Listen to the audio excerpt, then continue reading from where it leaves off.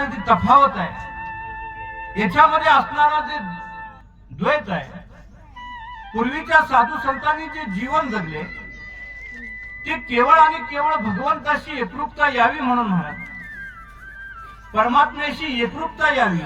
आणि भगवान श्रीकृष्णाचा सांगण्याचा उद्देश एवढाच होता की अर्जुना, तुझं जे मन आहे, मन हे विषयांचा राजा आहे, सर्व इंद्रियांचा राजा असणारं मन आहे.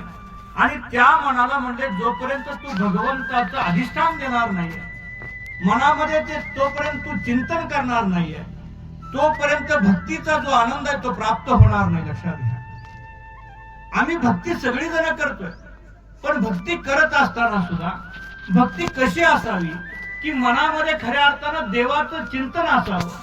परंतु आमचं चिंतन वेगळ्या दिशेनं चाललेलं असतं. आम्ही सकाळ सकाळ सुद्धा देवाचं नाव घेता घेता बायकोला सांगत असतो, चहाला ठेवलाय का, पण गडी हरिपाठ वाचत असतो.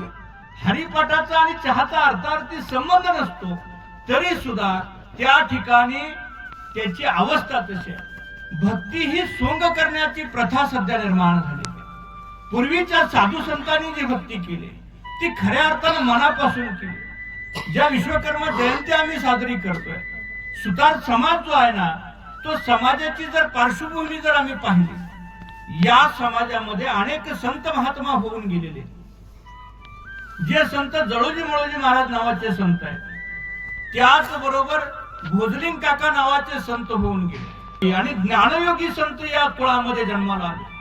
आणि म्हणून म्हटलं गेलं, पवित्र ते कुळ, पावन तो देश, जेथे हरीचे दास जन्म घे.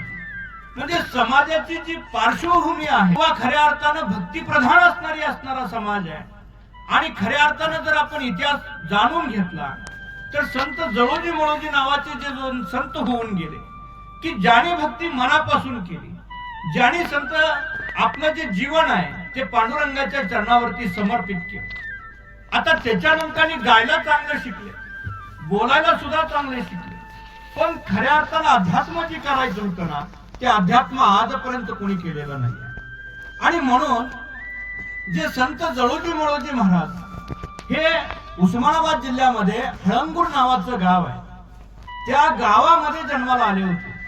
आणि अशा ठिकाणी जन्माला आले की जिथं पूर्वी या समाजामध्ये जर आम्ही पाहिलं, इतिहास पाहिला, तर ते एक बोलुते नावाचा प्रकार असायचा.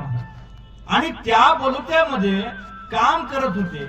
आणि काम करत असताना सगळ्या गावाची कामं करणं, लाकडं फोडणं, आणि हे सगळं कर्म करत असताना सुद्धा देवाच्या विषयी असणारं प्रेम, भगवंताच्या विषयी असणारी नितांत श्रद्धा, देवाच्या विषयी असणारा अंतःकरणाची शुद्धता, आणि हे जर सगळं पाहिलं तर संत जळोजी मळोजी महाराजांकडे होते.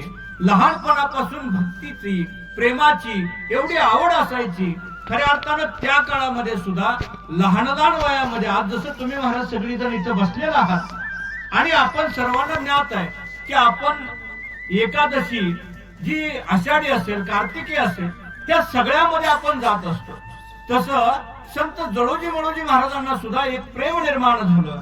आणि ते सुद्धा प्रत्येक वारीला सुरुवातीला जायला लागले. भगवंताच्या विषयी इतकं प्रेम की मन जे आहे ना, त्यांच्या मनामध्ये फक्त देवाच्या विषयी एवढी आवड निर्माण झाली की संसार जो आहे तो संसार, त्याच्याविषयी असणारी रुची, त्याच्याविषयी असणारी आवड कमी व्हायला लागली. आणि मग त्या जळोजी मळोजी महाराजांना एवढं प्रेम निर्माण झालं की जसं म्हणतात ना की दळिता कांडिता तुझं गायन मी अनंता, भगवंताचं चिंतन एवढं झालं की सगळी कर्म करीत असताना किंवा काम करत असताना सुद्धा पांडुरंगाचं चिंतन. आणि मग हे सगळं करत असताना इतकी आवड निर्माण झाली.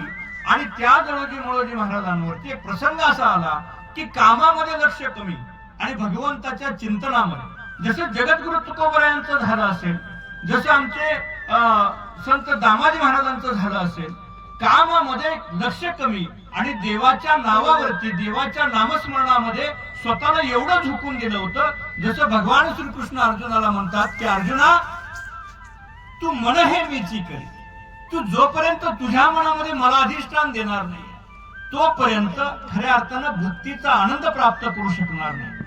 कधी कधी आम्हीही भक्ती करतोय, पण आमची भक्ती आणि परमार्थिक भक्ती याच्यामध्ये फार मोठी तफावत आहे. खरं तर आज या मालकांचं कौतुक करावं असं वाटतं। या वयामध्ये अध्यात्माची जोड यांना प्राप्त होते, म्हणजे भविष्यामध्ये निश्चितपणानं यांचं जीवन हे आनंदमय झाल्याशिवाय राहणार नाही। पण आमच्याकडे आज एक फॅड आलंय, आमच्या लहान लहान मुलांना आम्ही जास्त करून मोबाईलच देतो। काकू आमची चपाती जरी लाटत असली ना तरी सुद्धा समोर मोबाईल असतो, मग अध्यात्म आमच्या मनामध्ये कसं निर्माण होणार? आणि मग याची कुठंतरी बदल निर्माण होणं गरजेचं आहे। जे पूर्वीच्या साधू संतांनी जे अध्यात्म केलं, अनेक अनेक असे काही सज्जन आहेत म्हणत की आमचं इतकं विषयाशी एकरूप मन झालेलं आहे की आम्हाला परमार्थच नको वाटतो, आम्हाला भक्तीच नको वाटते। आणि मग हे सगळंच करत असताना आम्ही आमच्याकडे ज्यावेळेला पाहतो ना, कधी काळी जर आपण एखाद्या वेळेला पाहिलं, भगवंतानी जर ठरवलं महाराज, आणि जर समजा नारदाला जर पाठवलं पृथ्वी तलावरती,